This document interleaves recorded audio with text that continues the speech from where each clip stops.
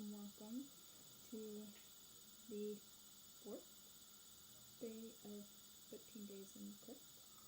I hope that everyone had a wonderful day. It was quite dreary here, very grey and rainy, but, it was a good day for getting some work done, Just stay inside, write those reports, get a lot done. So, today is the fourth day, and we are doing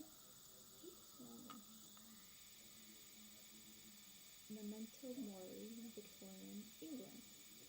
So, a lot of you have probably seen many Victorian photographs. They're very interesting. The photography was just starting, and it was very popular but expensive at the time. But being able to perfectly capture oneself or a loved one was very popular. But another thing is, with Victorian England, a lot of people view it as very gothic and dark. They were known for their long mourning periods, which is an interesting thing. There's a lot of analysis as to why death was such a big reasoning behind that. So, the Victorian era saw a particular fascination with death and mourning. Post-mortem photographs were common. Spirit photos were popular and created using a double exposure that created ghostly image of the deceased next to the solid image of the mourning. Jewelry and tokens with the hair of the dead were also prized and often given as affectionate gifts. In the Victorian era, however, people embraced the reality of death, a fact which is perhaps unsurprising considering that the average lifespan was only around 40 years. So let me just emphasize average. If you could live to an older age, if you probably made it to 40, you were going to live pretty long. After that, the average was brought down by childhood deaths, and also around that time we had a lot of unsafe work environments. So if you could not catch a deadly disease or die in a factory, you had a pretty good chance of surviving. But of course there were some dangerous times during this period. A lot of people lost children. They would have 10, 12, but only 2 would survive, So death was really common and something that they had to face quite often. The also flood of people to large cities didn't help with the spread of those diseases, and living conditions weren't always the best. So with the advent of photography, the Victorians were presented with an opportunity to immortalize the deceased in a way that was previously impossible.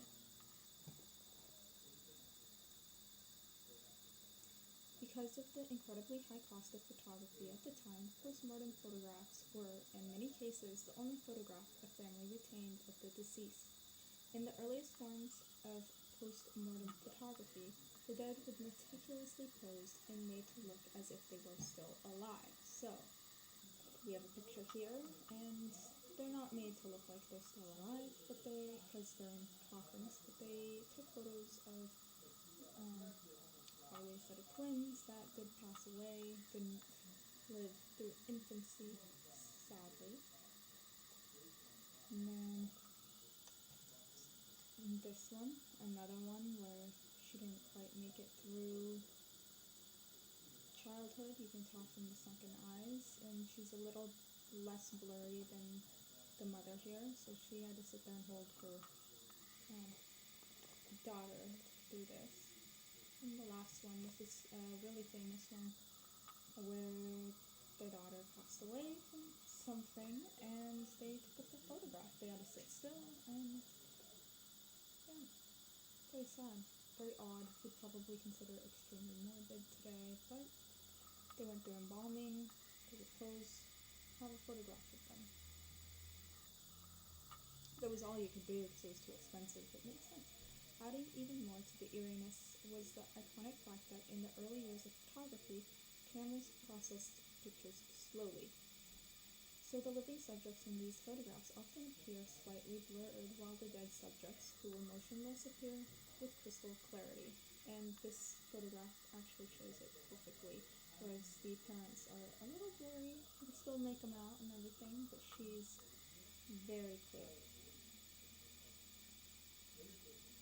The postmortem photographs were more common than any other kind of photograph in the Victorian era, especially in the US. The term memento mori actually predates the Victorian era by centuries. The Latin translation of the term is simply remember you must die.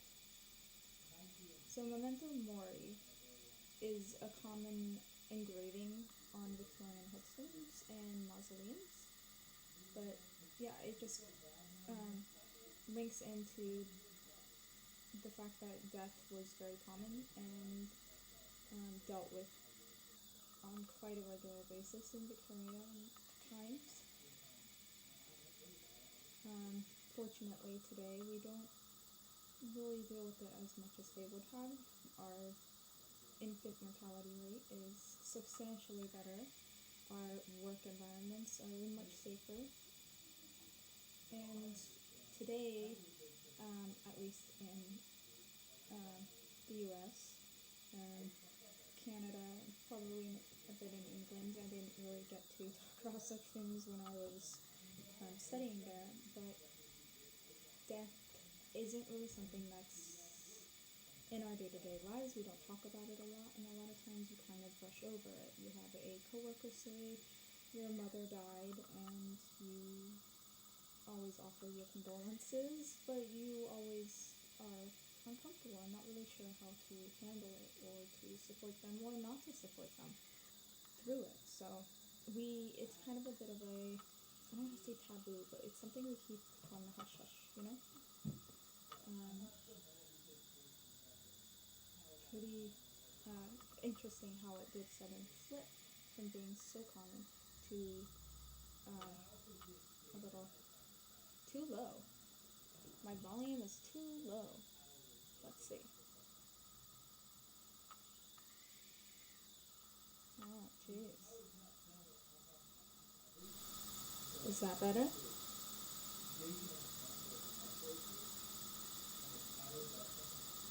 Turned it up a little bit, but not all the way. Better. Awesome.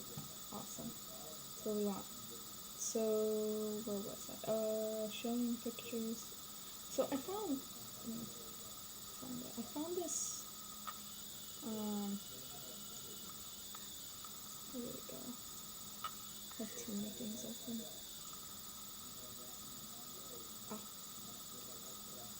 I found this, Memento Mori, Victorian Death Culture Through Murder, Morbidity, and Mourning, by Gemma M. Kloss. And I read a little bit of it. It's 103 pages, so I didn't read through all of it. But I wanted to kind of skim through some of it and talking about why death was seemed at least such a big part of the culture, and a lot of it had to do with the newspapers at the time. The serial killers kind of became more of a thing around this time, and they would cover serial killers in newspapers and have these very intense sort of titles, ones that grab you, kind of today, you know, that they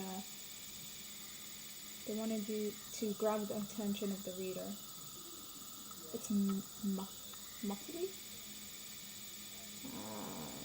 I don't know how to fix muffled. I could turn it up a little bit. See if that works. Better. That, as well as the queen at the time, Queen of England, talks about Victoria. 1861 was a difficult year for Queen Victoria, and remember, the queen had a lot of influence over culture during this time. Still kind of does, but not to the same extent. People emulated her, and she lost her mother, and she had a famously distant relationship, only to discover in her mother's personal writings that her mother had fiercely loved her all along. 9 months later, her beloved husband, Prince Albert, died. Victoria subsequently fell into a deep depression from which she never truly emerged. She also entered into deep mourning. After her husband's death, Queen Victoria wore nothing but the most opulent and devout mourning clothes. So remember, back in the day, they used to wear mourning clothes, specifically only black, and you would do it for a certain amount of time, depending on who the one to you died. Like, if it was a husband, you'd mourn longer than if it was like a second cousin or something. She would not wear a color other than black until her own funeral. While this complete retreat from society and perpetual grief was seen as excessive and to a certain degree irresponsible for a monarch, her lavish displays nonetheless set the fashion standards for respectable mourning. Rather than starting new fashions, the desire to emulate Queen Victoria only spurred on existing trends in mourning. As early as 1832, the consequences of the city's urbanization created a dire demand for new burial grounds, which provided an opportunity for new, privately owned cemeteries to spring up. These cemeteries, unlike the churchyards run by Anglican parishes, demanded much higher prices for their burial lots and made their funerals into public displays. This trend spurred the correlation of funerals with one's own wealth and thus social clout, and encouraged grieving families, even those who could not afford it, to spend more and more to bury their loved ones. Victoria's eternal mourning encouraged the public display of grief to spill over to ritualized mourning clothing in addition to funerals. While the practice of mourning clothing far predated Victoria herself, the combination of her high-profile and high-fashion grief and the pre-existing trend of commercializing the industry of death led to a booming market for mourning clothing. In addition to mourning dress, mourning relics also skyrocketed in popularity under Victoria's reign, in part due to her own affinity for relics of Albert, in part due to the new opportunities for mass production of relics like hair jewelry, and in part due to shifting religious ideas around holy and personal relics. While the transition attitudes about public health and corpses discussed last chapter certainly impacted Victorian standards of mourning, there is one critical difference between the topics of true crime fascination, the impacts of disease, and mourning culture that must be noted. Victorian interest in murder was fueled fundamentally by fear and anxiety. Anxiety about supposedly rising crime rates, about the state of morality in London, and about the threat of becoming a victim of violent crime.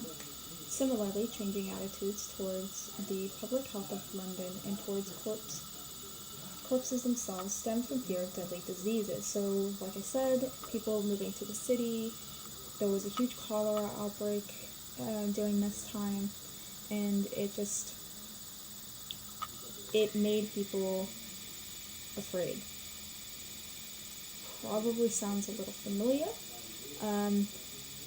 The idea, they even said, the supposed rise in crime rates, so they were getting more information about these horrible events and serial killers that was occurring than they used to. Most people weren't aware of such things prior to the newspapers putting it out there. That plus the increase in disease due to close living quarters, fear began to kind of take hold, and people who wanted to capitalize on that utilized the death of loved ones to make money, and hence jewelry, photography, clothing, super fancy, gothic, mortuary not mortuary, yeah, mortuary, that's it, crypts, that's what I wanted. So, it was a very interesting time, and there was a lot of influences going on, and we could probably see a lot of similarities in our modern day, because I know that today the cost of burying a loved one is exceptionally high. It can be quite difficult to be able to swing that type of money. A lot of people opt for um, the incineration one. So, because it's cheaper, you don't have to pay for a burial plot, you don't have to pay for a coffin, because even the cheapest coffins are very expensive now. So, that's picked up in modern times, but it was different back then. It was a time of fear and a time to cling on to what you did have and did love, and so they would make the jewelries, they would make the photographs, and be able to reminisce about their loved ones. So that is all I have for today. Another really short one. I don't plan on going through any news today. That will be on Tuesday. I'll do it again. Stay tuned for tomorrow's fifth day in the crypt. We will be doing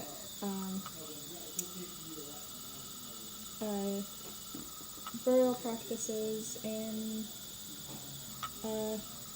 Greece, Egypt, and northeastern Africa tomorrow. So stay tuned. I hope to see you guys there, and I hope you have a wonderful evening.